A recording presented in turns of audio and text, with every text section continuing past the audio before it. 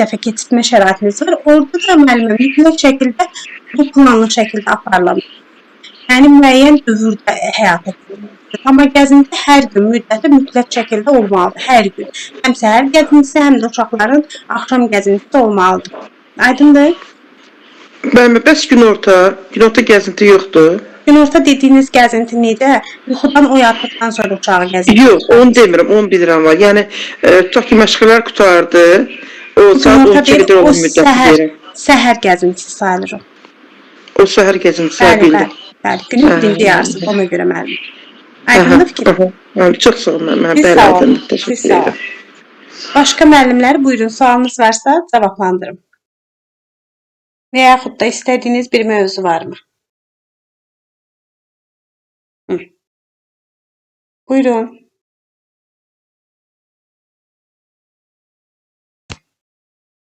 Altı müəllimlik bu qədər pasiv.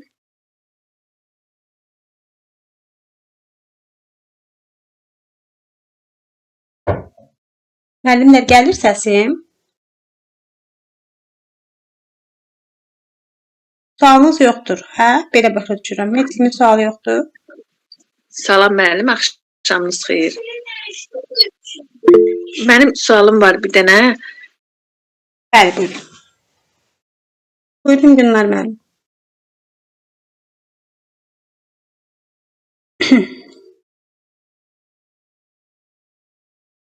Günlar müəllimə, mən sizi eşidirəm. Müəllimlər eşidirsiniz məni? Bəli müəllimə. Mənim axşamınız xeyir. Hə, buyurun.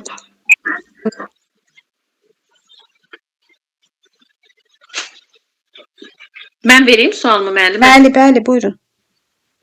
Uşağın boyu, çəkisi yazılan cədvələ nə deyilir? Belə bir məlumat olan cədvələ. Bizə elə bir cədvəl gəlir. Bizdən soruşublar ki, bəs uşaqların boyu çəkisini vermişsiniz, biz də verməmişik də. Yəni istəyiblər biz də yazıb verdik onu. Yəni onun cədvəl olur ki, onu yazıb. Uşağın boyunu çəkisini yazmış. Boyunu çəkisini yazdıq da. Boyu nə qədərdir, çəkisi nə qədərdir. Fiziki göstəricilər deyil onlar. Demək, boyu və belə deyək də çəkisini yazıb verdiniz. Necə yazıb verdiniz? A4 sənədində yoxsa necə bir şeydə? Bəli, müəllim, A4 vərəqində yazdıq verdik. Uşağın adı, soyadı, boyu, çəkisi. Amma onun bitiranın işi deyil, o bizim iş deyil axı. Başa düşünürəm, bunu tərbiyyəti müəllim olaraq siz deyirlər. Bəli, müəllim, müdürə demişlər, müdür də bizə dedi, biz də yazdıq verdik. Fiziki inkişaf göstəricilər sənəddir də, əslində bunu... Biz onu daim edirik. 3 aydan bir, 4 aydan bir. 3 aydan bir yox, ildə 2 dəfə. Bir sentyabr, bir dəfə. Asırıq valideynlər də görür. Bəli. Uşağın fiziki inkişaf göstəricilər cədvəldir və bunu ümumiyyətlə belə deyək də necə yazırsınız? Birinci yaşın yazırsınız, sonra belə deyək də orta boyu hesabını yazmalısınız, sonra normal boy hesabı yazmalısınız. Ortada məsələn yazırsınız, tutaq ki 2 yaşında olan uşağın belə deyək də boyu neçə olmalıdır? Hardasa 86-88 sm olmalıdır. Normalda 82-92 arası normaldır. Və yaxud da 3 yaşındadırsa 95-97 göstəricilədir. 90-102 sm normal sayılır. Bu şəkildə yazmalısınız. Həmçinin də çəkilərin bu formada. Fiziki belə deyək də, fiziki inkişaf normativləri cədvəlidir bu. Bu cədvəl sizə təqdim olunmalıdır. Siz o cədvəlin içərisində elə başa düşün ki, doldurmalısınız. Təqdim olunub sizə? Xeyr, müəllimə, sadəcə A4 vərəqini yazdıq, apardıq, verdik. Yəni, bugünə kimi bizdən tələb olunmayıb, bu ildən başlamışıq yazmağa. Kompüterə yerləşdirilir çünki onlar hamısı. Bu ildən kompüterə yerləşdirilir. Gələn ildən hər bir şey, belə deyək də, proqramlaşdırılacaq. Artıq elektron sistemə keçəcəksiniz. Bəli, artıq keçilib bu ildən, mən də verdim. Bütün qruplar hamısı verdi. Evdə mənim, sizdə istisnadır da, hər bağça üçün elə deyil. Onu da deyim sizə. Hə, hər bağçada elə deyil. Məsələn, bağça var ki, müşahidə dəftərləri çox fərqlidir. Mən də çox sevirəm. Hər uşağın özünün xüsusi bir ədəd müşahidə dəftəri olsun. Amma müəllimlər standartlarına yazırlar. O düzgün sayılmır. Məsələn, mən tutaq ki, yazıram orada müşahidə 2 nöqtə Tutaq ki, məsələn deyim, 1.3-ü. Hə, burada məsələn müşahidədə orada onu işarə edirəm. Müşahidə etdiklərini tutaq ki, orta qrupda da fərqləndirir. Nəyi fərqləndirir, necə fərqləndirir, hansı vasitə ilə fərqləndirir. Mən onu orada açıq yazmadım. Bu əslində müşahidə sayılmır, çox ümumidir. Müşahidə xüsusi bir şeydir və uşağa xas olan bir xüsusiyyətdir. Aydındır fikrim sizə? Yəni elə şey var ki, düzgün aparılmır. O da bilirsiniz necə bizi tam şəkildə yönləndirən yoxdur. Ona görə hər kəs öz bildiyi kimi etməyə çalışır. Aha, başqa?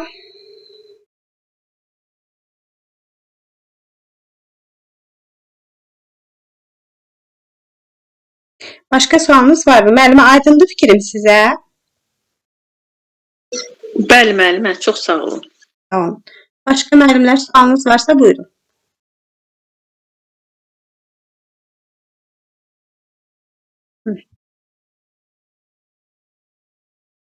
Yarın əsasında yazırsınız. Əslində o sizə səhv sayılmır, sadəcə mənim fikrimcə o səhvdir. Sualınız yoxdur müəllimlər? Yəni bizdə bağçada həmişə onu müsəssira aparırdı biz. Yaxşı, əslində o etməlidir, düzdür. Müsəssiranın otağında çünki oradaydı uşaqları çəkmək də, boyunu ölçmək də. O özü qeyd eləyirdi qrup-qrup. Məsələn, bir qrupda 5-6 uşağımız var, adını yazırdı, qabağına da çəksini, boyunun uzunluğunu yazırdı. Biz onu ancaq elə görmüşük. Hə, belə bir şey deyək ki, müəllimlər tibb bacısı olmayan bağçalarda tərbiyəçinin öhdəsinə düşən bir prosesdir. Tibb bacısı əsasən körpələr qrupu olan bağçalardır. Bizdə tibb işçisi də var. Yəni tibb bacısı var, mənim tərbiyəçilər də var da, yəni çox saylı qrupdur. Onun özünün dəftərində öz ayrıca qeyd edir, amma biz də valideyn köşəsinə vururuq fiziki göstəricilər ki, valideyn gələndə görsün. Sevdə xanım, bilirsiniz necədir? Adi o filtr dəftəri var, onun bir nüsxəsi sizdə olmalıdır, bir nüsxəsi tibb bacısında olmalıdır. Çünki siz qrup rəhbərsiniz. Qrupa aid olan hər bir şey sizdə də olmalıdır ki, ola bilsin ki, sabah yoxlama gəldi, tibb bacısı olmadı, siz onu göstərirsiniz ki, yəni biz həqiqətən filtr dəftərini yazırıq və ümumi olaraq uşağın fiziki göstəriciləri də burada qeyd olunur. Məsələn, fiziki belə deyək də, o necə deyim, cədvəlin özü belə sizdə olmalıdır. Hər bir şey.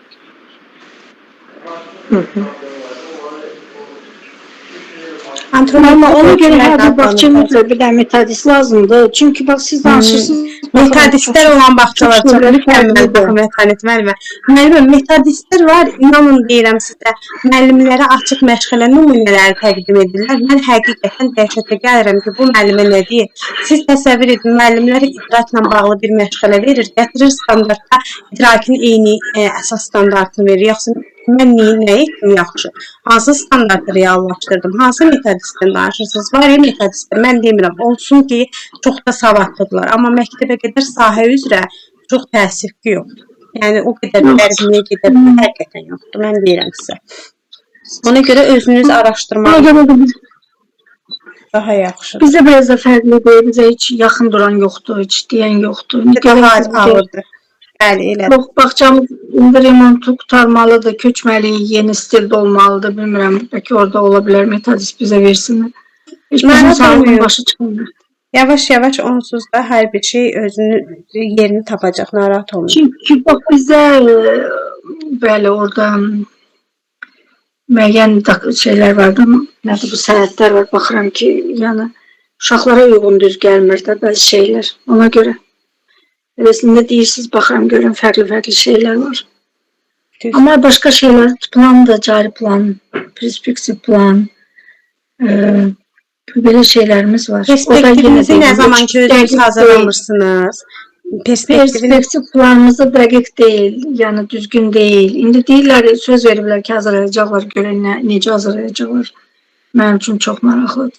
Perspektivin bir müəllim ki, hazırlamır, ona görə çətinlik çəkir, onu deyirəm sizə. Perspektivinizi özünüz hazırlasanız, çətinlik olmaz o qədərdir. Bizdə biraz fərqlidir, dərs bilirəm, sizdə biraz fərqlidir, siz ilk uşaqların... Əslində, bəli. Çünki ola bilir ki, məsələn, biz bir A səsini bir həftə üstündə qalmalıyıq ən azı. Hər gün bizdə yəni savad təlim olmalıdır, o A səsinə bağlı sözlər təkrar olunur, ya da şəhk olunur. Yəni nə bilim, tam başqa formadayıq. Ona görə heç bilmirəm. Yazmışıq da, indi qoymuşuq, gəl nə deyərlər, deyərlər. Amma heç İnşallah. gəlib baş çıxardan yoxdur, yəni. Bilən yoxdur. Əsas odur ki, müəllimlər, hər bir şeyiniz yerinizdə olsun. Gələn olanda da siz göstərə biləsiniz. Aha, başqa müəllimlər sualınız varmı? Yoxsa gedək ümumi sual cavaba? Hə. Var sualınız? Və yaxud da ki, sizin üçün qaranlıq bir mövzu. Yoxdur. Onda əl işarələri ilə sual cavab edirəm. Buyurun, əllərinizi qaldırın.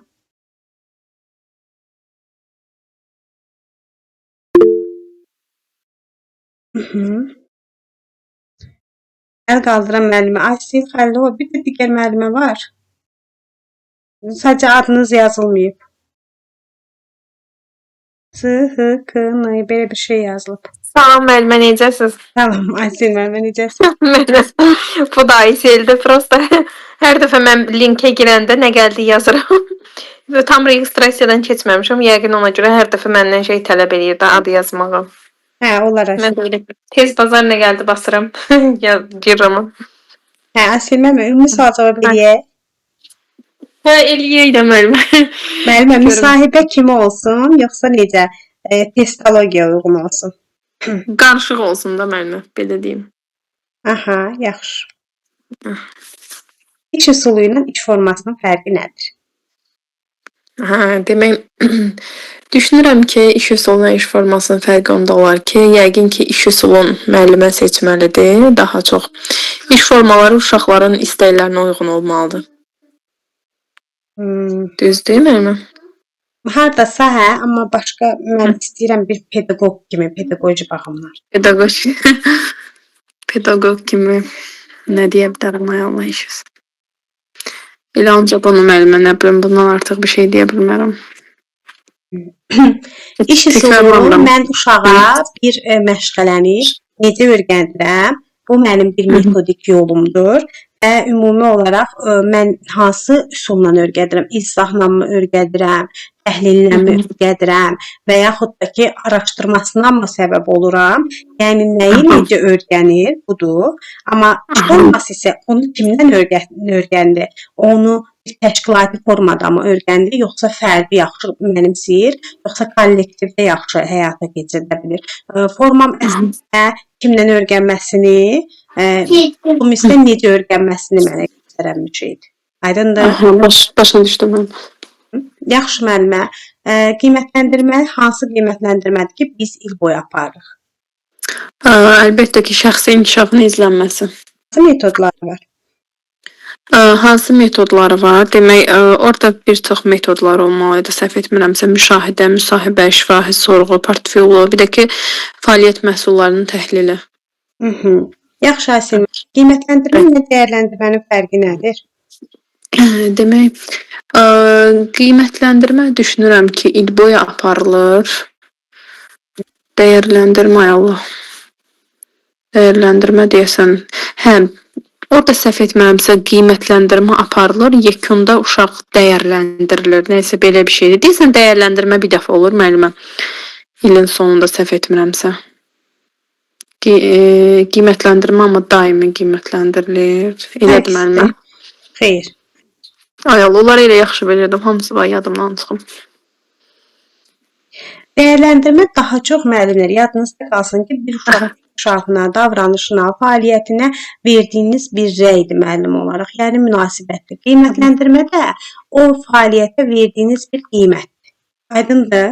Dəyərləndirmə, biz uşağı birinci dəyərləndirməliyik, ondan sonra qiymətləndirməliyik. Məsələn, mən dəyərləndirəm, rəy ümumiyyətlə verirəm. Məsələn, tutaq ki, necə öyrənməsi, məsələn, dəyərləndirdiyim zaman mən bilirəm ki, bir uşaq bir prosesi, fəaliyyəti necə öyrəndi. Biri də var ki, mən onu portfolyoda, məsələn, qiymətləndirirəm, necə öyrəndi, o onu hansı səviyyədə, nəticəsi nədir? Məsələn, şəkillərə əsasən mi öyrəndi, mənim köməkliyimlə öyrəndi, yerinə yetirə bildimi, yerinə yetirə bilmədimi?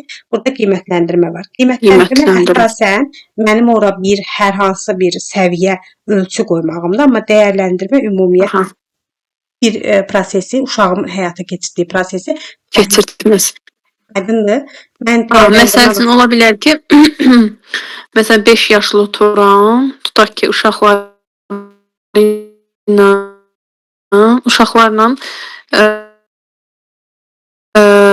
necə deyim, kollektivdən kənarda oynamağı istəyir. Məsələn, bu dəyərləndirmə sayılır da, hə? Qiymətləndirmə də olar ki, məsəl üçün uşaqda asosiallıq var, yoxsa necə? Tam başa düşmədim. Elədir, müəllimə? hə, belə deyək də, gəlin 5 yaşında uşaq deyirsiniz, gəlin ona bir şey deyək. Məsələn, tutaq ki, belə bir şey deyim. Mən praktik bir şey eləyirəm. Məsələn, nəyirəm? Uşağın fəaliyyətini izləyirəm.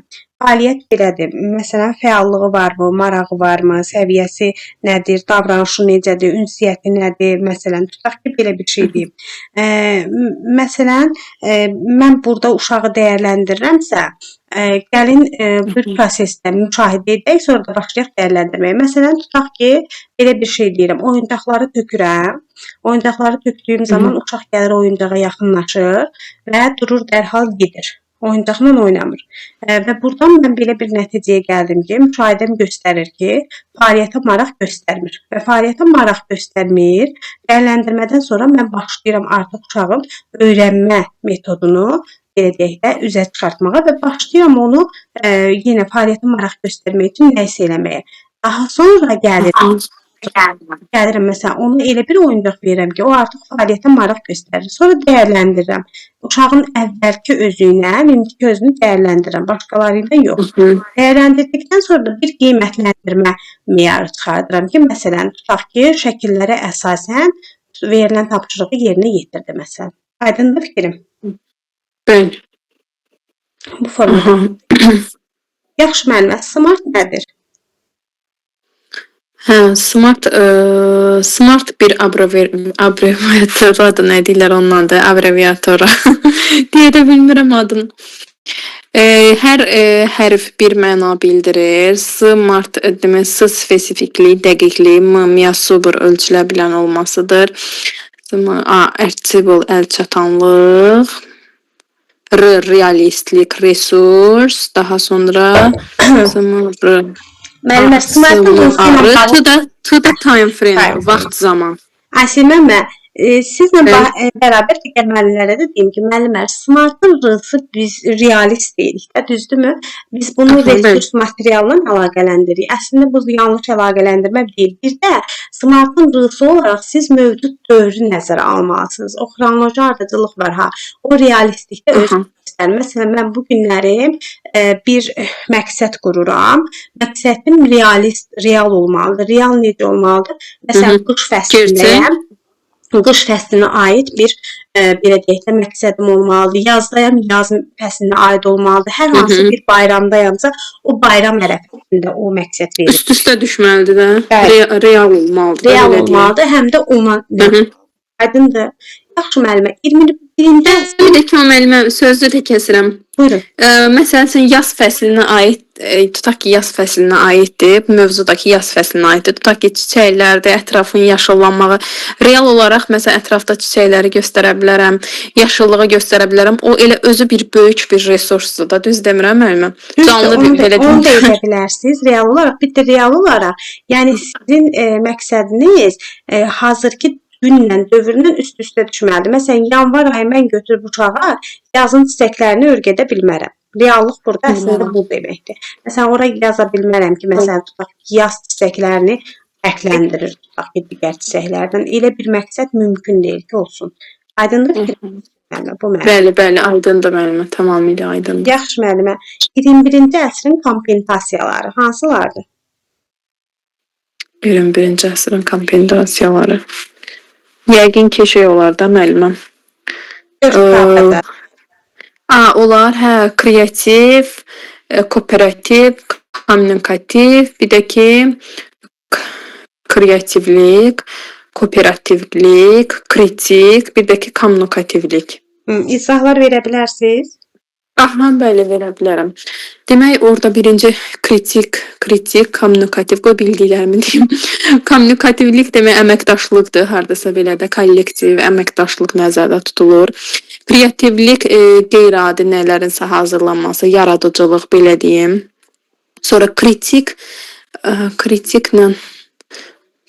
ayala nə idi? Kritik durum, Kritik düşünmə, tənqidi təfəkkür, Düşün. arqumент. Hə, təmqidi təfəkkür, arqument, dəlil gətirmə, düzdür. Hardasa əqli hücum kimi bir şeydə. Sonra hansı qaldı müəllimə? Arqument gətirmək, əsaslandırmaq, oxşar fərqli cəhətlərini söyləmək kritik düşünmədir. Kritik, bəli. Tənqidi təfəkkür. Kommunikativ Aha, ünsiyyətində. Birinci kommunikasiya ünsiyyətim. gəlir, sonra gəlir kooperativlik. Çünki Kooperativ. baxdığınız zaman gəlin bunu əlaqələndirək. Aha, Fəaliyyət kateqoriyasına baxanda baxın, ünsiyyət ondan sonra gəlir əməkdaşlıq. Niyə? Çünki ünsiyyətim olmasa əməkdaşlığım formalaşır. Sosial aha. sahəsinə gələk. Orada 4.1 ünsiyyətdir, 4.2 sosial həyatla bağlı bacarıqdır. Çünki mən ünsiyyət qura bilməsəm, sosiallaşmağı bacarmıram. Aydındır? Düzdür. Yaxşı. Bəli, bəli. Uşağın sosiallaşması üçün nələr etməliyik?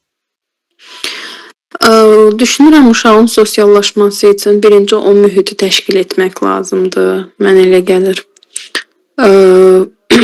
Məsəl üçün bağçada tutaq ki, necə deyim, o vəziyyəti yaratmaq lazımdır da. Müəllim də ona təkan verməlidir. Məsəl üçün kollektiv şəkildə hansısa bir oyunların təşkil edilməsi. Sonra bir çox oyunlar var idi. Məsəl üçün topu bir-birinə atırdın, labirint fason. O oyunun adı yadımda deyil. Məsəl üçün müəllim. Elə bir oyun var idi. Uşaqlar dairəvi şəkildə dururdu, bir-birinə topu atırdı. Məsəl üçün belə oyunlar düşünürəm kollektiv uşaqların bir-birinə daha çox necə deyim, əməkdaşlıq qurmasına kömək eləyir də. Məsəl üçün gəlin birlikdə nə isə düzəldək. Mən düşünürəm, elə bir şeylər elə bilirəm, düzgün olar. Onda belə çıxır ki, sosiallaşmaq üçün bizim birgə oyunlara ehtiyacımız var, hə? Aha, bəli, bəli.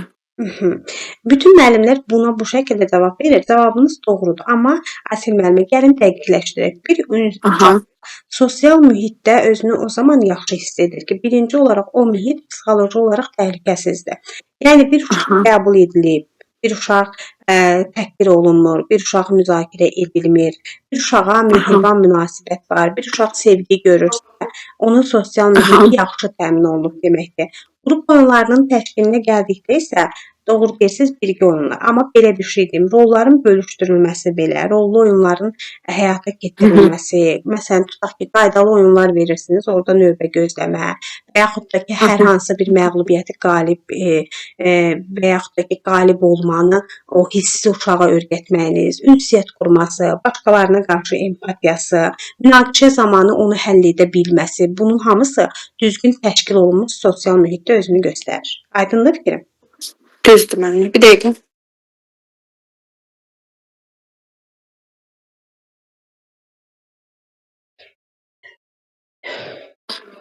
Hə, düzdür müəllimə, düzdür. Onlar çox kömək eləyirlər. Yaxşı müəllimə, emosional mühiti necə quraq? Emosional mühit mənə elə gəlir ki, sujetli rollu oyunlar məncə daha yaxşı kömək eləyər ona. Emosional oyunları. Məsəl üçün tutaq ki, uşaqdır, gəlinciyi və yaxud kuklanı məsəl üçün öz körpəsi kimi əzizləyir. Məsələn, sujetli rollu oyunlarda daha çox olur da belə şeylər. Onda düşünürəm ki, o emosional hissləri keçirdir də uşaq hardasa. Mən elə başa düşürəm. Yəni bir növ ümumi olaraq emosiyalarını idarə etməyi, davranış qaydalarını uşağa öyrətməyiniz, səs tonu, mimikadır, jestdir, bunlardan necə yerində istifadə etməsi, bunların hamısı əslində uşaqlar üçün bir emosional mühiti qurmaq üçün şərait yaradır. Bir də burada da mütləq şəkildə psixoloji təhlükəsizliyimiz təmin olunmalıdır. Bəli. Yəni oyunlar aid ola bilər də ona, mən elə düşünürəm. Edə bilərsiniz. Məsələn, oyunlar dediyimiz zaman, məsələn, bir uşaqda emosional mühit qururuqsa, birinci emosiyalarını tanıtmalısınız. Orada məsələn, güzgü oyunları keçirdə bilərsiniz və yaxud da kartlarla oyunlar keçirdə bilərsiniz. Və yaxud da ünsiyyət bacarıqlarını inkişaf elətdirmək üçün ünsiyyət qurması. Amma bu ünsiyyət məsələn, dialoq şəklində deyil, məqsədim uşaqda nitq formalaşdırmaq deyil, məqsədim hisslərini Daha çox Hisslər. jest mimika ilə nitq ünsiyyəti nəzərdə tuturam. Aydındır müəllimə? Aha, bəli, bəli, Və ya da aydın. münaqişə zamanı emosiyalarını necə idarə etsin? Kim haqlıdır? Aha. Necə razılaşaq biz? Məsələn, tutaq ki, özümüzü necə sakitləşdirək? Öz istəyimizi başqasının istəyinə necə uyğunlaşdıraq? Bax, bu kimi fəaliyyətlər. Aydındır? Bəli, bəli, müəllim. Sualınız var mı Aysel müəllim? Hələ ki yox, müəllim. Təşəkkür edirəm. Sağ Sonra olun. müəllimlər davam edək. Kimdən davam edək? Müəllimlər niyə əllərinizi qaldırmırsınız? Aysel müəllimə buyurun. Axşamınız xeyir müəllimə. Axşamınız xeyir olsun. Bəli, Aysel. Bəli, bəli. Aha, Aysel müəllimə hər hansı istədiyiniz bir mövzu varmı? Xeyir müəllimə, ümumi olsun. Ümumi Hərdən olsun. istəyirsən, verə Məsələn, bilər. sizin üçün hansı mövzular daha çox qaranlıq? Metodika. Metodika, standartlar dediyimiz anlayış. Orada biraz çətinliyim var. Məsələn, nədədir çətinliyiniz? Əsas standart nədir müəllimə? Əsas standart məzmun xətti üzrə görüləcək işi müəyyənləşdirir. Məsələn, məzmun xətti üzrə bir iş görün, onu da müəyyənləşdirin. Aha, məsələn, məzmun xəttimiz nədir? Fiziki inkişaf. Məsələn, birinci inkişaf sahəmiz deməli fiziki. Birinci fizikdir, ikinci idrakdir, 3 estetikdir, 4 sosial emosionaldır. Birinci deyirik fiziki inkişaf sahəsi. Biraz da daha dəqiqləşdirib keçirik alt standarta. Məsələn, 1-1-1 standartı fiziki hərəkətləri yerinə yetirir. Artıq alt standarta keçəndə daha da konkretləşir. Məsələn, deyirik ki, sadə fiziki hərəkətləri yerinə yetirir, yanlara dönür, top ayağı ilə vurur, daha da konkretləşdirdik. Bu da alt standart. Aha. Əsas standart inkişaf sahəsi, yəni məzmun xətti üzrə görüləcək işin istiqamətini bildirir. Deyir ki, müəllimə, birinci inkişaf sahəm fiziki inkişaf sağlamlıq və təhlükəsizlikdir. Onun yanına bir qoyanda sənin istiqamətin olacaq 1.1-də fiziki hərəkətləri yerinə yetirir. Əsas standart bunu açıqladı. Sonra da onun yanına birini qoyanda daha konkretləşdirdim. Xüsusi olaraq alt standartdan bunu orada ümumi olaraq verdiyim fəaliyyətlərlə müəyyənləşdirim. Yaxşı, sizə qaranlıq qalır. Sizin üçün qaranlıq olan məqam nədir Aysel müəllim? Burada nədə çətinlik çəkirsiniz? Standartlarda yox, ümumiyyətlə metodikalarda. Məsələn, fiziki mədəniyyətin metodikasında hardasa çətinliyin var, sonra savad təlimidir, ümumi metodikalarda. Metodika deyil də, o pedaqoq dəstəmizdə əslində. Məşğələlərdə çətinliyiniz var, düz başa düşürəm? Yoxsa necə? Standartlarda çətinliyiniz var. Standartda biri ümumidir, ümumi. Ümumi belə bir şey deyim ki, Aysel müəllimə, belə bir qanun yoxdur ki, 1.1.1 fiziki mədəniyyətə aiddir. Elə bir qanun yoxdur. Düzdür, orada fiziki hərəkətlər verirsiniz. Amma məsələn, 1.3-də təhlükəsizlik var. Təhlükəsizliyi daha çox uşağı öyrədirsiniz ətraf aləmlə tanışlıqda. Ətraf aləmlə tanışlıqda da yol hərəkəti qaydalardır, kəsici, deşici, yandırıcı əşyalardır. Bunun hamısı mədəniyyət yox, ətraf aləmlə tanışlıqda öyrədilir. Biz onu inteqrasiya kimi verə bilərik. Yəni, Xeyr. Standart kimi verə bilərik. Biz onu məsələn 1-1-3 bir standartını, gəlin mən sizə izah verim. Bunu sizə qayda olaraq kim deyibdir ki, müəllimə verə bilməzsiniz? Yəni, mən belə öyrənmişəm, belə bilirəm ki, bilmirəm düzmü bilirəm, yanlış mı bilirəm. Hər məşğələnin öz əsas standartı var. 1-1 standartı yalnız fizikiyə götürmüşəm. Yəni, mən onu heç vaxt ətraf aləmə götürməmişəm. 2 ilə başlayan 2-1 standartını ətrafa götürmüşəm. 2-2 ilə başlayıbsa savad təlimidir, bədii təfəkkürdür. Bu cür bilmişəm, yəni mən. Aysel müəllimə, məktəbə qədər təhsil fasiləsiz davam edən bir təhsil formasıdır. Məktəbə qədər təhsilin ümumi bir çərçivəsi yoxdur. Məktəbə qədər təhsilin əlimizdə olan yeganə dövlət tərəfindən bizə verilən 54 səhifəli PDF-si var. 54 səhifənin 22-ci səhifəsində məzmun standartları verilir və orada yazılmır ki, hansı məşğələdə hansı standartı verirsiniz. Dövlət sizə bu məzmun standartlarını verir. Deyir ki, müəllimə, hansı fəaliyyətdə, hansı məşğələdə, hansı oyunda verirsən ver. Yetər ki, ilin sonunda mənə fiziki cəhətdən inkişaf etmiş, mənə idraki formalaşmış, estetik zövqü olan, sosial bacarıqları inkişaf etmiş bir uşaq ver. Aydındır, bunu harda edirsən özün bilərsən. Amma yetər ki, standartın mövzunda məqsədinə uyğun olsun. Bunu sizə kim deyir müəllimə? Gəlin Mən mən belə başa düşmüşəm, standart belə özü deyir bilmişəm. ki, standart özü deyir ki, ona görə bilirsiniz necə şablon cümlələr istəyirsiniz. Ona görə sizin üçün aydın olmur. Gəlin baxaq burada standarta. Gəlin belə bir şey deyək. 1 nöqtə 3 nöqtə standartımız. Hə müəllimə. Həyatının və sağlamlığına təhlükə İllik yaradan planda da heç birində görməmişəm mən. görürsüz. İllik planlarda tərtib olunub. Yəni heç İllik birində planların aklıma heç biri, gəlməyib, heç birində. illik planların heç biri Metodistlər tərtib edib.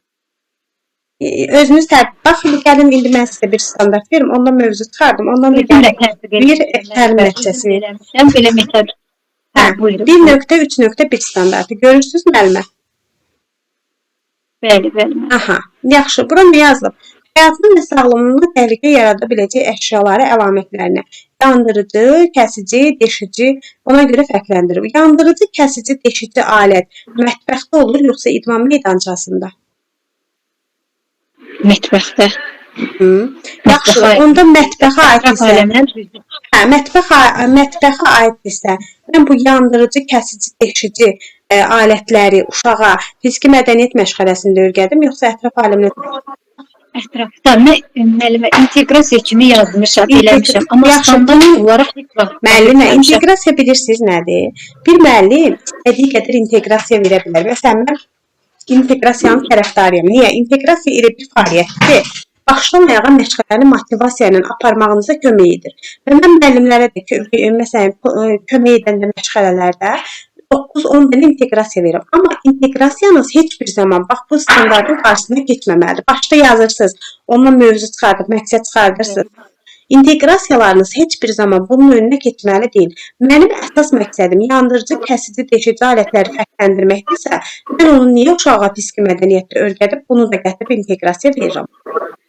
Hə, mən belə bilmişəm. Ola bilsin mən səhv bilmişəm. Aydındır sizə? Hə, aydındır müəllimə, başa düşdüm. Həqiqətən də düzdür.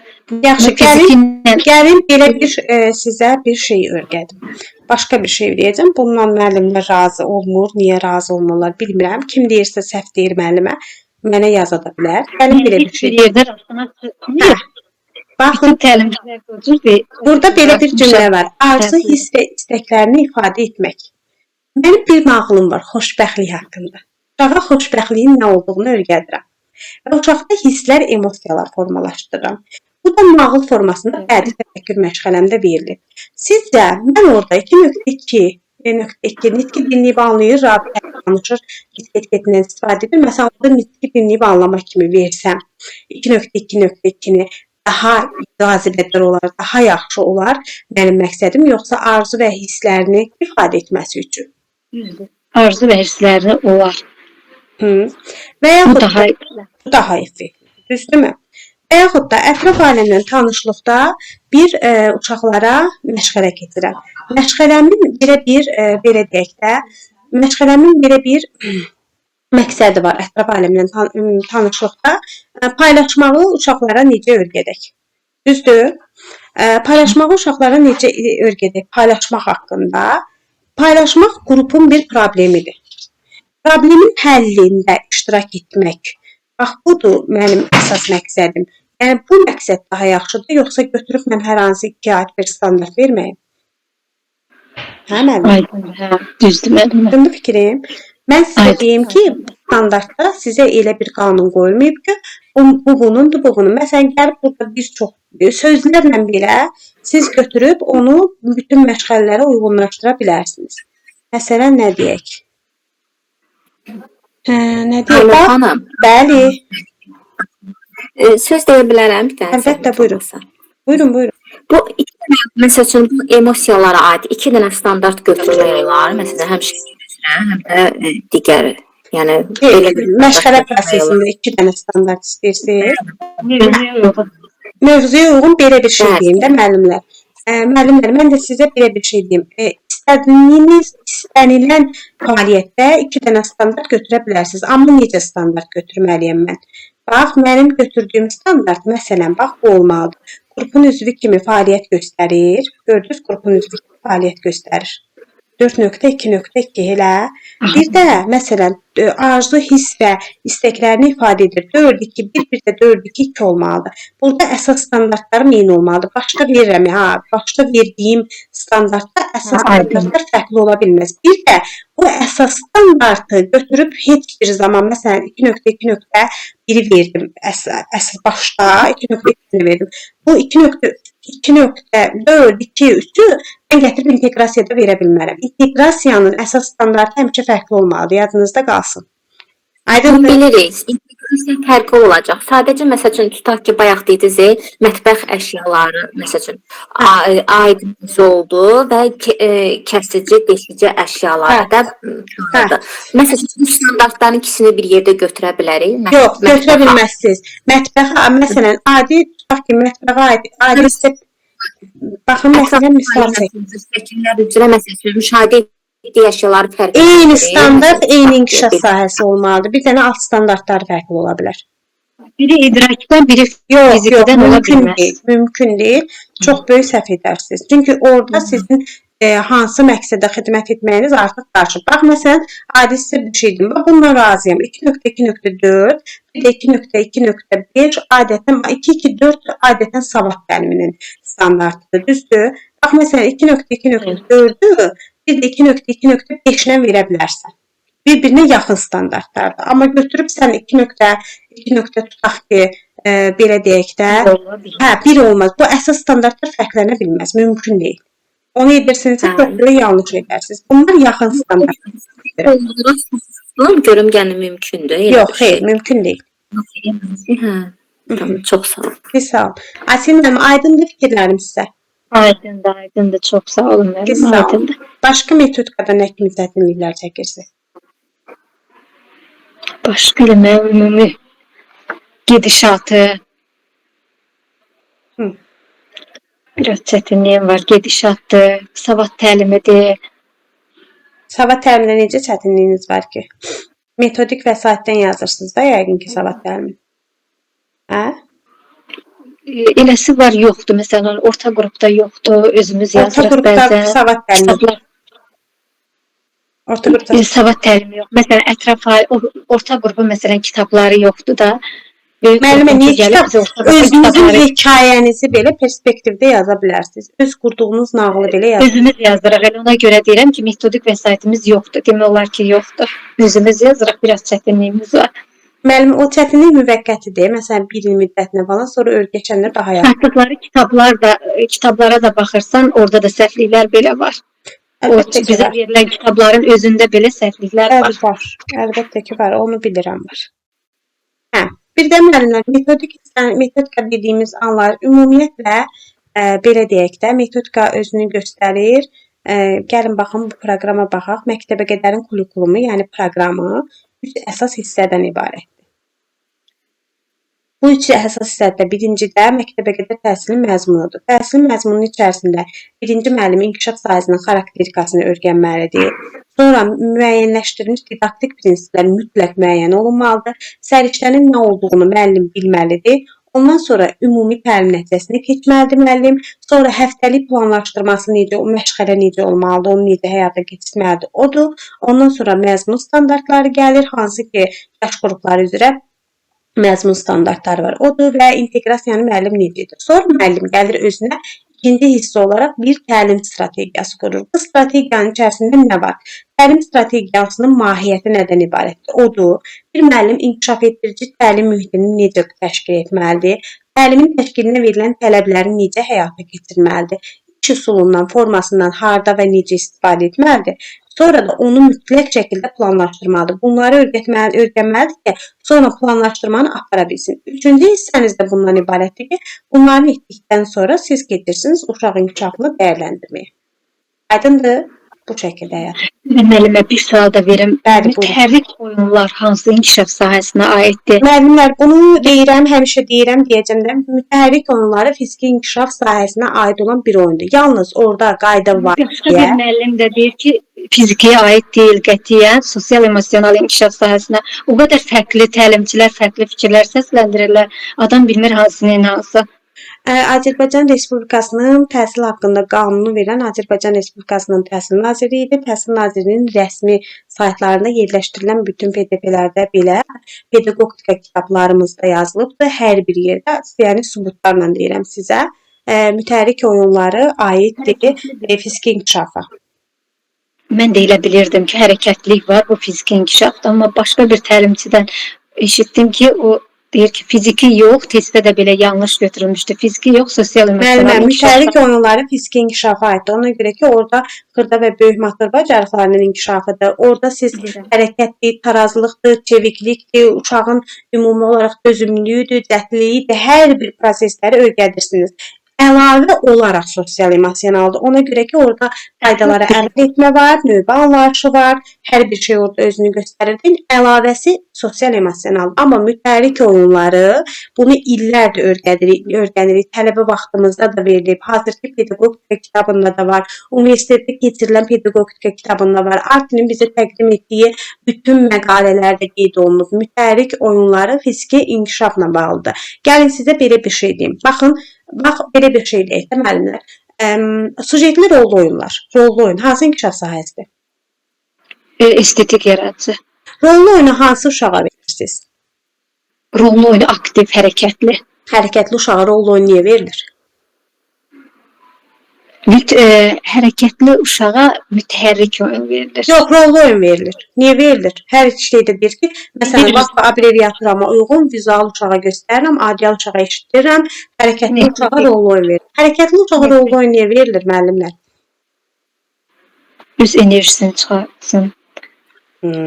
Enerjisini çıxartsın. Aktiv olduğu üçün məncə. Aktiv olduğu üçün. Aktiv olduğu üçün. Hə, başqa səbəbi yoxdur. Hərəkətli uşağa rollu oyun bir də ona görə verilir ki, hərəkətli uşaq rollu oyun vasitəsilə qaydanı öyrənir. Məsələn, sən uşağı əsgər olaraq qoyursan bir sərhəddə, o sərhəddə dayanır.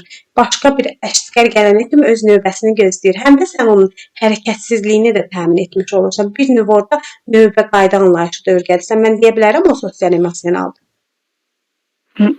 Xeyr, mən deyə bilmərəm. Amma orada o mənim var, amma biz əsası götürürük. Əsas daha çox hansı uyğundur, daha çox hansı oyundursa, onu deyirəm ki, mütəhərrik oyunları hər zaman fiziki inkişaf, sağlamlıq və təhlükəsizliyə aiddir. Aydındır? Aydındır müəllimə, çox sağ olun. Bir də müəllimə, bu standartı ki yazırıq, o mövzunun standartı, o standartdan məqsədimizi çıxardırıq da, inteqrasiya standartdan mövzudan məqsəd çıxardırsınız. İstədiyiniz qədər inteqrasiya yazın, istəyirsiniz 100 dənə inteqrasiya. Onun bizim məqsədimizə aidiyyatı yoxdur. Aidiyyatı belə yoxdur ki, sizin əsas məqsədiniz başda verdiyiniz standartdır. Aydındır. Bax, məsələn, sizə bir misal çəkim. Tutaq ki, 2-3-1 standartı 5 dairəsində sadə riyazi əməliyyatları yerinə yetirir. 5 ördək falasıdır. Burada məsələn mən 5 dairəsində iləri-geri saymağı öyrədirəm uşaqlara.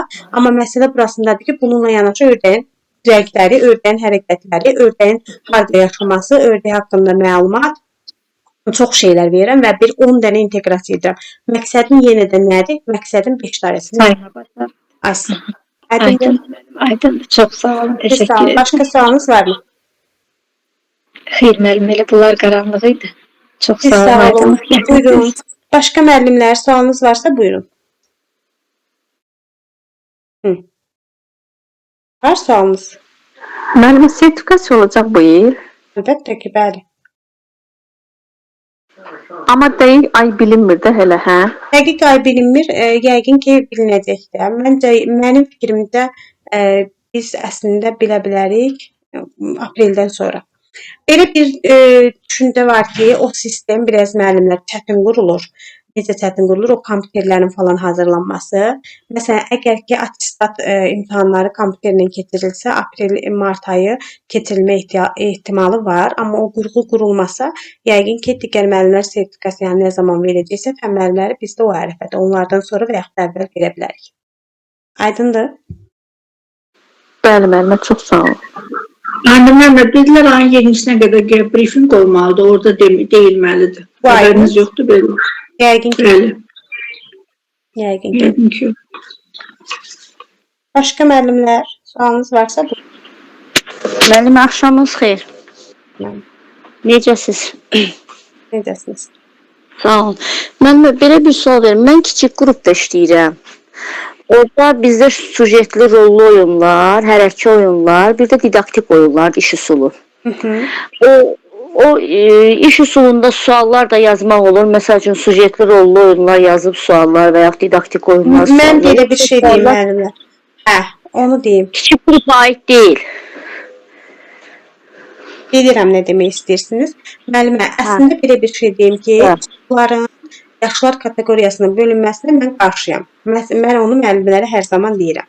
Məsələ burasındadır ki, gəlin üsullara baxaq da özü böyük qrupda verilib bizə kateqoriyası olaraq. Amma mən orta qrupda tapmacanın daha effektli olduğunu düşünürəm. Məsələn, bir qızı gətirirsən, uşaqlar tapın görün bu qızın içərisində nə var, o qutu uşaq üçün daha maraqlı olur. Və mən bunu məşğələ prosesində edirəm deyə, məşğələdə məsələn, biri var mənim sensor tərbiyədə sehirli qutum var, bir də var ki, mən bunu tapmaca iş üsulu kimi edirəm. Onda uşağa daha maraqlı olur bu iş üsulu. Məsələn, mənim o kiçik qrupda da maraqlı olar. Bilirəm, orada müəllimə artıq siz onu sensor tərbiyə məşğələsində edirsiniz. Tapmaca xarakteri daşımır da sehirli qutu oyunlar. Bəli, xarakteri daşıyır. Başqa bir şey bildirəm mən burada. Mən ümumi olaraq özüm də planımda məsələn tutaq ki, müzakirə böyük qrupda da ortada yazıram. Və yaxud da ki, tapmacanı yazıram. Testologiya üçün bunu deyə bilmərəm sizə. Amma bir müəllim olaraq həqiqətən qrupunuzun xüsusiyyətlərini bilirsinizsə və düşünürsünüzsə bu üsul qrupunuzda daha yaxşı effekt verir. Onu yazmaq hüququnuz var. Çünki bir müəllim iş üsulu və formalarını seçməsi onun hüququdur. Aydınlı fikrim və bu da qrupun xüsusiyyətinə uyğun olmalıdır. Məsələn, orta qrupun uşaqları var ki, müzakirə onlarda daha effektlidir. Və müəllim olaraq sən onu ora yaza bilərsən. Necə yazarsan və gəlin yoxlamaya da deyərsən ki, əslində bunun məsələn, böyük qrup bir üsul olduğunu bilirəm. Amma mən orta qrup müəlliməsiyəm. Məndə bu üsul effekt verir deyə, qrupun xüsusiyyətlərinə uyğundur deyə mən bunu yazmışam. Aydınlı fikrim sizə. Buradasınız müəllimlər. Bəli, müəllimə, eyni bu sualı mən diaqnostikadan öncə təlim təşkil olunanda təsirlərinə vermişdim ki, bu mümkündürmü? Orada cavab verdilər ki, bəli, uşağın yaşına uyğunlaşdıraraq siz onların hər birini qeyd edə bilərsiniz. Edə bilərsiniz müəllimlər. Yəni onu da deyim ki, bu üsulun sadəcə olaraq testologiya üçün yenə deyirəm. Bilin ki, 1-3 yaşlı uşaqlarda sujetli rollu oyunlarda, hərəkətli və didaktik oyundur. Amma mənim suallar effekt verir öz qrupumda və müəllim olaraq qrupumun xüsusiyyətini mən bilirəm. Axı o qaydanı yazanlar bilmir. Mən bilirəm qrupumun xüsusiyyəti nədir. Onu bir müəllim olaraq yazmaq mənim hüququmdur. Yaza bilərəm. Və gələnə də məsələn sübut eləsəm ki, budur, o halda yazmaq olur. Kör-köranə yox. Başqa müəllimlər? Müəllimə, olar mən bir sual verim. Əqli hücumu yazırsınızsa, çox üzr istəyirəm, Məlahət müəllim bir sual yazmaqda. Əqli hücumu yazırsınızsa, suallara ehtiyac yoxdur. Çünki əqli hücum yazılıb. Əqli hücum və suallar bir yerdə işləmir. Və yaxud da belə bir şey deyim, müzakirəni fərdi işdə verə bilməzsiniz. Müzakirə var orada. Fərdi işdə müzakirə effektiv sayılmır. Bəli, müəllimə, buyurun. Müəllimə, bu smart abreviaturası var. Mən onu tam olaraq başa düşə bilmirəm. Məsələn, gəlin belə bir şey deyim. Hə, smart abreviaturasına uyğun olaraq gəlin bir məqsəd quraq. Təlim nəticənizə uyğun olmalıdır. Məqsəd təlim nəticəsidir. Məsələn, mənim belə deyək də bir mövzum var. Mövzum nə olsun? Ferma heyvanları. Ferma heyvanları haqqında mən məqsədlər çıxardıram. Hər məqsədiniz xüsusi olmalıdır. Tutaq ki, belə deyək, ferma heyvanları haqqında məlumat verir. Ferma heyvanlarının harda yaşadığını söyləyir. Ferma heyvanlarının nə ilə qidalandığını deyir. 3 dənə məqsədim var. Düzdür, gəlin baxaq. Məqsədim spesifik olmalıdır. Smartın S-sı. Ferma heyvanları. Görürsünüz, spesifikdir. Bəli. Xüsusi olaraq orada vurğulamışam ferma heyvanları. Mən ümumi heyvanlar deməmişəm ki, xüsusiləşdirmişəm ferma heyvanları, düzdürmü? Məqsədim bu oldu S-sı.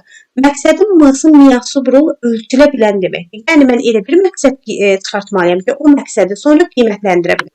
Məsələn, ferma heyvanları haqqında danışır. Necə danışır? Danışa bilir, bilmir, qismən danışır. Şəkillərin köməkliyi ilə danışır. Bax, bu şəkildir. Qiymətləndirdim olur. O oldu belə. Smartın M-sı. Sonra Smartın A-ya gəlim. Article əl çatan deməkdir. Nə çətin elədim, nə asan. Məsələn, mən orada məqsədim odur ki, ferma heyvanları haqqında danışır. Məsələn, mən orada asan eləsəm bir dənə keçini verərəm. Tutaq ki, çox asan da. Orada onu çox asan elədim. Nə də çox mürəkkəb vermirəm ki, uşaq üçün əl çatan olmasın. Yəni nə sadədir, nə mürəkkəb. Sadədən mürəkkəb, mürəkkəbdən sadə olan bir şeydir. Asandan çətin, çətindən də asandır ki, uşaq araşdırsın, bir tədqiqat eləsin, bunu öyrənməyə çalışsın. Smartın rısı realdır. Yəni mövzun reallığı əks etdirməlidir. Bir də resurslarım orada uyğun olmalıdır. Məsələn, mən ferma heyvanını keçirəmsə, gətirib ora məsələn, dəyişik heyvan maketi qoya bilmərəm və yaxud da şir, aslan bunu qoya bilmərəm. Mən ora gətirib nə qoymalıyım? Ferma heyvanlarını, qoyun, keçi, inək, qaz bu kimi. Smartın smarı resurs verir, buradakı tarix, buradakı vaxt. Yəni mən elə məqsəd qurmalıyam ki, məqsədim 4-ü keçməməlidir, digərim məşğələmə bax qalsın. Məsələn, dəqiqə, 20 dəqiqədə bunu həyata keçirdə bilim. Aydındır fikrim? Çox sağ olun müəllimə, aydın anladım. Çox sağ olun. Başqa müəllimlər? Sualınız varmı? Salam Aynur müəllimə. Salam Axşamınız. inşallah. Axşamınız. Müəllimə, müzakirə iş üsulun orta qrupa vermək olar. Bayaq dedim axı, verə bilərsiniz. O zaman ki, sizin orta qrupunun xüsusiyyəti müzakirəyə uyğundursa. Qrupunuzun Bir müəllimə dedi ki, orta qrupa vermək olmaz. müəllimə, onu deyirəm ki, müəllimə, yenə deyirəm. Bu yazılı formada sabah testdə qarşınıza çıxsa yenə deyirəm, ha burada çaşqınlıq olmasın. Testdə qarşınıza çıxsa müzakirə iş usulu böyük və məktəbə hazırlıq qrupu üçün nəzərdə tutulur. Amma bir müəllim olaraq mən iş usullarını və formalarını keş etmək mənim hüququmdur və düşünürəm ki, sinifimin xüsusiyyətləri müzakirəyə uyğundur. Müzakirə məndə effektli bir nəticə verəcək. Müzakirəni yaza bilərəm və sübutum da varsa, sabah gələn yoxlamaya arqument gətirə bilirəmsə, o yazdığımı əsaslandıra bilirəmsə, yaza bilərəm iş prosesində. Amma testologiyada götürməyəcəksiniz. Aydınlıq fikrim sizə. Başa düşdüm müəllimə, çox sağ olun. Bir də müəllimə, rollu oyun. Bir var sujet rollu oyun, bir var oyunlar, bir də rollu oyun. Rollu oyun orta qrupda verilir. Gəlin deyim sizə. Müəllimə, elə bir şey deyil. Biri var sujetli rollu oyunlar, biri də var ki, rollu oyunlar, biri də var ki, oyunlar. Baxın, biri var üsuldur, biri var oyundur. Üsul olaraq seçirəmsə, 1-3 yaşlı uşaqlarda sujetli rollu oyunlardır. Niyə? Çünki o uşaq üçün bir sujet lazımdır. Onun affektiv ünsiyyətli olduğu şəxs yoxdur, belə azdır, onun əhatəsi azdır, onun dünyası hələ böyüməyib, o hələ həkim, müəllim, dərzi, başqa şəxsləri tanımır. Atanı, ananı, bacını, tərbiyətini, qrup yoldaşlarını, hər gün gördüyü şəxsləri tanıyır deyə ona bir sujet lazımdır və yön lazımdır deyə 1-3 yaşlı uşaqlarda sujetli rollu oyunlardan istifadə edirik. 3-6 yaşlı uşaqlar üçün artıq bu keçir sujetsiz rollu oyunlara. Niyə? Çünki uşaq artıq rolları simulasiya edə bilir. Yəni olduğu kimi də edə bilir. Adətən böyük qrupda olduğu kimi. Məsələn, simulasiya nədir? Ülkər müəllimi edir. Ümumi müəllimi yox. Ülkər müəllim kimi tutaq ki, geyinir, onun kimi saç düzümü var, onun elədiyi mimikləri eləyir. Bir də həmçinin ümumi olaraq həkim, dərzi, yanğın söndürər bunları imtas edir. Çünki başladı uşağın əhatəsi genişlənməyə, sosiallaşdı və nə oldu? Kompozisiya da qura bildi. Amma bir də var ki, oyunlar da əgər oyun kimi oyunlardırsa, burada elə olacaq 1-6 yaşlı oyunlar. Bütün oyunlar oyunlara daxildir. Orada sən sujetli rolluya və yaxud da ki, orada rolluya çevirməyəcəksən. İç usulundan söhbət gedirsə, yəni verəcəksən, amma ümumi oyunlardan söhbət gedirsə, yaş kateqoriyası yoxdur. Aydındır fikrim? Aydındır müəllimə, çox sağ olun. Bir də müəllimə bir sual da vermək istəyirəm. Biz yaşın jurnalda yazırıq, əvvəl standart yazırıq, standartın nömrəsini qoyuruq, sonra mövzunu yazırıq. O günlər bir müəllimədən eşitdim ki, yox, əvvəl mövzu yazılmalıdır, sonra standart yazılmalıdır. Mən bunu düzgün bilmirəm. Bir də sizdən soruşmaq istədim, sizin fikrinizi bilmək istədim. Müəllimə, bunu bəzi rayonlarda metodistlər deyib ki, birinci mövzunu yazın, sonra standart. Əslində belə bir şey deyim ki, standartım olsun ki, mövzum olsun ki, məqsədim çıxsın oradan. Standartım standart olmalı. Standart yazılmasının tərəfdarıyam. İndi hər region öz qaydasını çıxardır, onu deyə bilmərəm. Amma standart... Mən də sizin fikrinizlə müəllimə tamamilə razıyam. İlk növbə standart olmalıdır, standarta uyğun mövzu olmalıdır, mövzuya da uyğun məqsəd. Mövzuya uyğun məqsəd. Çox sağ olun. Sağ olun müəllim, təşəkkür edirəm. Təşəkkür edirəm mən də sizə. Aynur müəllimə, axşamınız xeyir Axşamınız olsun. xeyir olsun. Deməli, mən belə başa düşdüm ki, dediyiniz oyunlar iş üsulu kimi 1-6 yaşda istifadə olunur. Xeyr, Sujetli müəllimə, iş üsulu kimi 1-3 yaşda sujetli rollu oyunlar, 3-6 yaşda rollu oyun. Amma oyun kimi 1-6 yaşı əhatə edir rollu oyunlar. Oyunlar ümumiyyətlə 1-6 yaşı əhatə edir. Oyun kimi. indi müəllimə oyun kimi, amma onu tutaq ki, bizə test olaraq versələr, yəni belə bir sual qarşımıza çıxsa ki, oyunlar hansı yaş qrupunda istifadə olunur? Biz onda 1-6 yaş 1-6 yaşı götürəcəksiniz, bəli. Aha. Ha, oldu müəllimə, çox sağ olun, sağ olun. Başqa müəllimlər, buyurun. 5 dəqiqəmiz var. Buyurun müəllim, sualınız varsa eşidirəm. Müəllimə, bir də təxəyyüllə təfəkkürü mən biraz testlərdə qarışdırıram. Onun bir dənə zəhmət olmasa. Təfəkkür odur ki, mən müəllimlərə bunu belə izah edirəm. Təsəvvür edin, bir alim var, bir də yazıcı var. Alim əlində olan bir şeyə əsaslanaraq nə isə edir. Məsələn, dərman hazırlayır, var olan bir dərmana bir neçə preparat əlavə edir, başqa bir dərman ortaya çıxır. Onun təfəkkürü ilə, idraki ilə bağlı olan bir şeydir. Amma yazıcı nə edir? Ağacı canlandırır, səmanı danışdırır, günəş danışır. O da onun təxəyyülü ilə bağlı olan bir şeydir. Fantastik bir şeylər, qeyri-adi, özünün ideyası, onun hamısı olur, belə deyək də, təxəyyüldən irəli gələn bir şey. Təfəkkür isə var olan bir şey. Ümumi olaraq necə deyək, idrak prosesi ilə əlaqələndirilmiş bir formasıdır. Bu da özünü göstərir təfəkkürdə.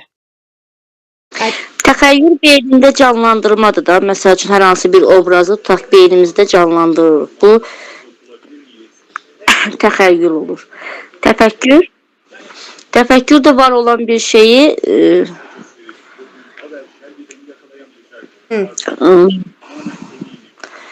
məsəl üçün vardı, tutalım ki, biz standartımız var, məqsəd çıxardırıq. Yəni standartımız var ki, biz ondan məqsəd çıxardırıq da, yəni belə bir şey.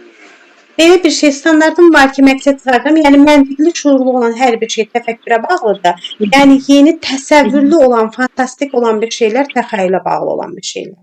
Məsələn, reallıqla olmayan, məsələn, belə deyək də, yaradıcı bir şeylər, fantaziyaya əsaslanırsa, təxəyyüldə özünü göstərir, amma mövcud məlumatlara əsaslanıramsa, problem həll edirəmsə, əlaqə yaradıramsa, səbəb nəticə gətirirəmsə, məntiqim burada rol oynayırsa, bu da olacaq təfəkkür. Hə, oldu müəllimə, çox sağ ol. Başa düşdüm. Başqa müəllimlər? Yoxdur sualınız? Yekunlaşaq.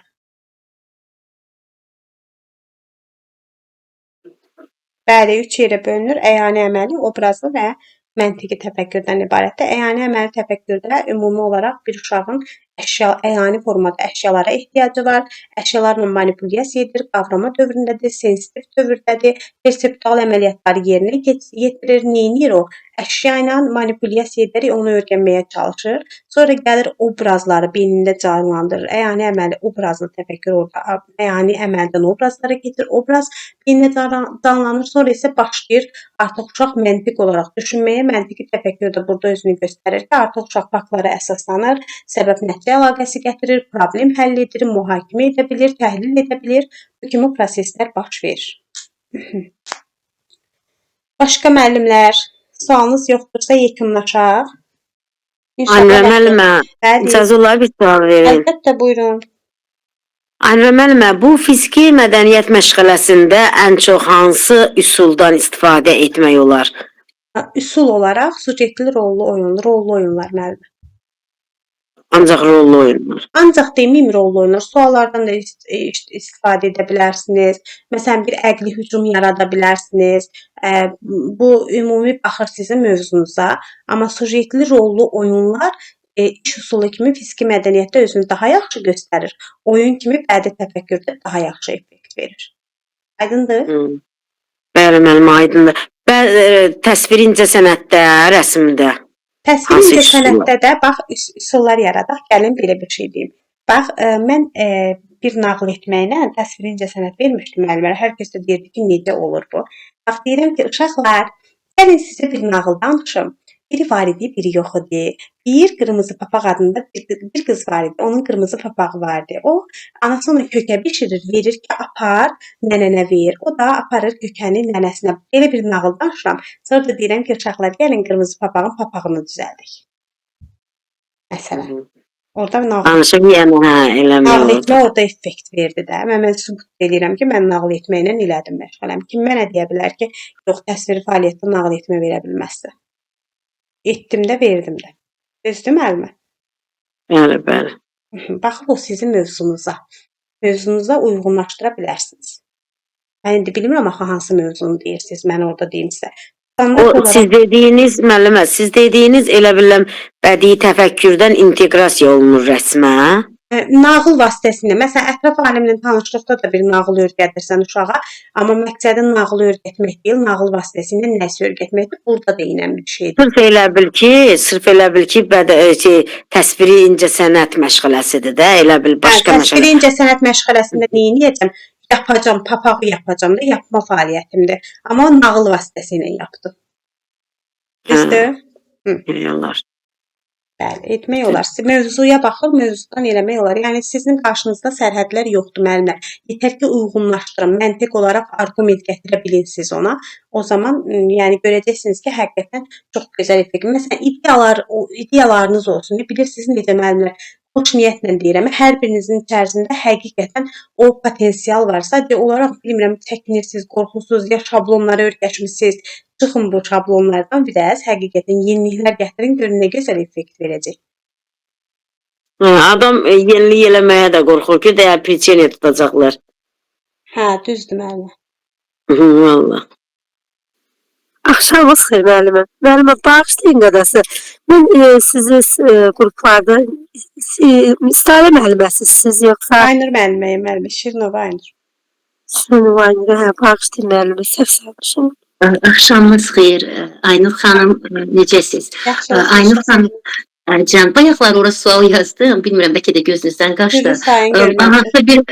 Hansısa bir xanım orada sual verdi müəllimə ki, bu inteqrasiya, standartlarla bağlı daha doğrusu. Orada mövzuya aid götürəndə standartı biz eyni inkişaf sahəsi daxilində götürməliyik, eləmi? Məsəl üçün, mən nitq inkişafıdsa, ancaq 2-2, nə bilim, daha doğrusu ətraf aləmdə 2-2-1, 2-2-2. İnteqrasiyanı müxtəlif verə bilərəm. Yəni, müxtəlif inkişaf sahələrindən verə bilərəm. Başdakı 2 rəqəmi deyirsiniz, hə? Başdakı 2 rəqəmi... Bəli. Yəni ki, məzmun xəttini də, məzmun xəttini. Məzmun xəttində əsas standartında dəyişə bilməz. Dəyişə bilməz. Yəni, 2-2 neçədirsə, yəni 2-2-nin içində verə bilərəm də. 2-2-1-lə 2-2-2-ni verə bilərəm. Yaxın 2-2-2-ni. Məsələn, bir-birinə yaxındır. Amma mən götürüb 2-2-2 ilə 2-1-1-i verə bilmərəm. Kim də verirsə səhv verir. Deməli, bu həm məzmun xətt deyil, həm də ki, əsas standartlarda eyni olmalıdır. Alt standart dəyişkən olmalıdır. Yəni, biz planı yazanda ilk öncə standartı yazırıq və mən onu demək istəyirəm ki, yəni, bu eyni olmalıdır. İnkişafda məzmun xətt ikinci rəqəmdə eyni olmalıdır. Şahzadə müəllimə, hətta o üçüncü rəqəmlərdə bir-birindən çox fərqli olmalı deyil. 2-2-1 yazıramsa, məsələn, 2-1-1 yazıramsa, 2-1-6-nı yazmağım da tam məqsəd uyğun deyil. Çox yaxın standartlar yaza bilərəm. Baxıram da mövzuya uyğun, məsələn, ətraf aləmdə ona uyğun nəsə seçirəm. Başa düşdüm. Yəni, 2 dənə verilibsə, yəni ona uyğun olmalıdır. Bəli, çox yaxınlar yazmalı. İnteqrasiya müxtəlifdir də, yəni ki, riyaziyyatın, təfəkkür, bədii ədəbiyyatla, riyaziyyatla istənilən bir şey. Amma mən məsləhət verim sizə. Belə bir şey deyil ki, düzdür, uşaqlı inteqrasiya var, yəni inkişaf sahəsinin daxilində. Yəni, mən sadə riyazi əməliyyatı yerinə yetirirəmsə, onunla yanaşı ətrafı da formalaşdırıb, nitqi də inkişaf elətdirə bilərəm. Amma məsələn, idraki verirəmsə, daha müxtəlif inteqrasiyalara yönəlir. Sosiala yönəlin, məsələn, estetikə yönəlin, fizikə yönəlin. Ümumiyyətlə, onlar hamısı idraki formalaşdırır da bütün inkişaf sahələri. Bütün o fəaliyyəti daha maraqlı, effektli etmək üçündür. Amma yenə deyirəm, istədiyim qədər inteqrasiyanı və ki, mən tərəfdarıyam inteqrasiyanı niyə tərəfdarıyam? İnteqrasiyanın həqiqətən məşğələnin motivasiya ilə aparmağına şərait verir. Məsələn, bax, bayaq dedim, ördəyi verdiyim zaman deyirəm ki, uşaqlar, Baxın, burada neçə ördək var? 1, 2, 3, 4, 5. Artıq riyaziyyata 5 getdi. riyaziyyat. Gəlirəm. Ördəyin rəngləri nə rəngdir? Qara, sarı, narıncı, məsələn, tutaq ki, ağ, Estetik, saydım. aha. Estetikə keçdim. Sonra bizim bağçada 5 ördək var. Gətirdim ora bir mahnı qoydum. Məsələn, lap belə deyək də onu hər axıra yaxın hərəkətlə verəndə. Sonra deyirəm ördək harda yaşayır? Harda üzür? Məsələn, tutaq ki, ördək nədir? Tuta bilir o ətraf aləmi. Görürsən nə maraqlı olur və başdan Bəli, bəli. motivasiya ilə gedirmiş kimi olur bir məşğələ. Onda daha effektiv görürsünüz siz. Gözəl. Aynur xanım, bir də qurban olum, bağışlayın, müəllimlər bəlkə kimsə sual vermək istəyir. Deməli, belə bir şey var. Ali inteqrasiya həyatla əlaqələndirmədir. Dərin inteqrasiya şaquli inteqrasiyadır. Yəni, bir də ki var genişləndirici inteqrasiyadır. O İnkişaf sahəsinin üfüqüdür. arasında olan inteqrasiyadır. Dərinləşmiş inteqrasiyanı niyə adlandırırıq şaquli? Yəni Arada deyirlər, testə düşür belə. Hə. Bir də üzrdən belə çıxır ki, məşğələ daxili şaquli, məşğələ daxili üfüqə. onu verirsən, hə, o normaldır. Yəni yazmaq olar. Deyirlər qəbulda bu tip düşür. Məşğələ daxili Qəbul şaquli, o- məşğələ Qəbulda o cür düşməyəcək. Məşğələ daxili də düşməyəcək. İnkişaf sahə arası, sahə daxil söz düşəcək ki, bunun şahidi. O artıq bunu müəyyən qədər məntiqlə tuturuq, inkişaf sahəsi Sahə arası arası. sahə. Niyə dərinləşmiş də sayılır? Yəni sahə Şaquli. daxilindəki şaquli niyə dərinləşmiş? Sən idrakla bağlı həm uşağa riyazi öyrədirsən, həm məsələn idrak eləmək, hər zaman idraki çəkirik, lap sosial olsun. Həm uşağa öyrədirsən ətraf aləmi, həm nitqini inkişaf elətdirirsən, həm də inkişaf elətdirirsən riyazi bacarıqlarını, idrakını dərinləşdirirsən ona görə. Ali inteqrasiya belə bir şeydir deyim ki, kurikulum proqramda biz fənüstü inteqrasiya adlandırdığımız inteqrasiya verilmir, amma bir müəllim olaraq bunu onsuz da edirik. Sadəcə şaquli yaxud da üfüq rəqəmlərlə edirik. Məsələn, deyək tutaq ki, bugün mən uşağa keçirəm peşələri, uşağa sual ünvanlayıram ki, atan hansı işlə məşğuldur və yaxud da ki, anan həyatı ilə əlaqələndirirəm də onu onsuz da. Düzdürmü? Və bu da olur. Bəli, bəli. Onda üfüqü genişləndirici gedir. Genişləndirir, yəni sən uşağın bilgilərini daha genişləndirdin. Bayaq dedim, 5 hesabı öyrən. Belə sözlü formada düşür, belə qalıram ki, genişləndirici nədir? Hə. Ona görə sual verdim, yadımda qalsın. Bu da Aha. inteqrasiya. Hə, belə canım, oldu. Belə yadıma bunlar qalmışdı deyəlim. Bunlar indi elə çox sağ olun, əhatəli danışırsınız, Siz sağ izahlar olun. verirsiniz. Müəllimələr də sağ olsun, elə oradan buradan sual verə adam beyni açılır. Siz Oldu sağ canım, olun, oldu. Şəhzadə Hə, müəllim. buyurun. Başqa müəllimlər? Sualınız var?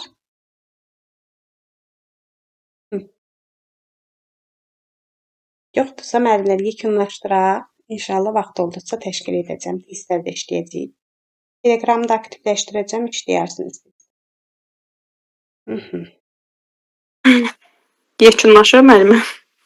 Yekunlaşır Asil müəllim. Hə, Yekunlaşır. Dəqiq. Kayıt etmişəm, yönləndirərəm, izləyərsiniz.